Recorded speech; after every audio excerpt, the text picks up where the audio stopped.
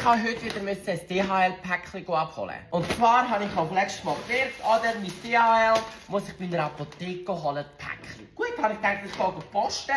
Dann ist das miteinander kombinieren. Posten gesehen, super gesund. Postet kann ich. Wow. Auf jeden Fall. Nachher bin ich in die Apotheke und ich sage, ja, da, ich habe den Zettel, DHL-Päckchen. Schaue ich den Zettel an.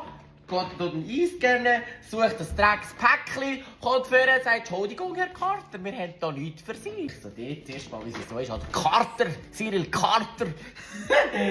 Ich so, hä? DHL, ich bin ja letztes Mal da gewesen. Sie so, ja, tun Sie es mal einscannen.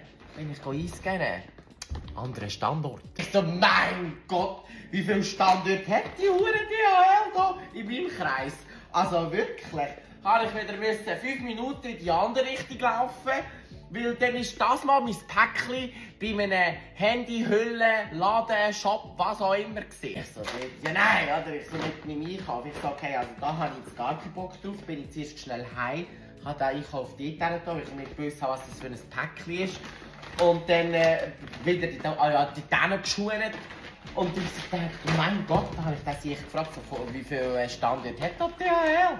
Also weißt du, wie ich meine? Also einfach so für mein nächstes Mal. Nicht, dass ich davon ausgehe, okay, es ist jetzt bei der Apotheke oder in dem Handyladen. Also ja, es hat etwa noch 4 bis 5 weitere. Die eine Seite macht es Sinn, oder? Weil da in Stadt Zürich, ja, hat es viel. Aber gleichzeitig finde ich es auch ein bisschen mühsam. Weißt du, wie ich meine? Aber bei uns auf dem Land ist die Post jetzt im Volk. Okay, und nachher bist postet. Okay, gut. Aber nachher ist DHL wieder in einer anderen Ecke. Und es sind schon 2 verschiedene Firmen, aber das ist so hier und her und...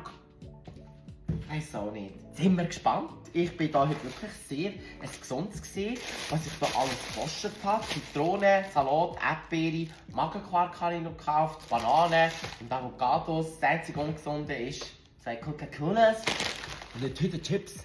Damit Happy Day. Passt auf, und eure Päckchen mitholen, oder? Ja.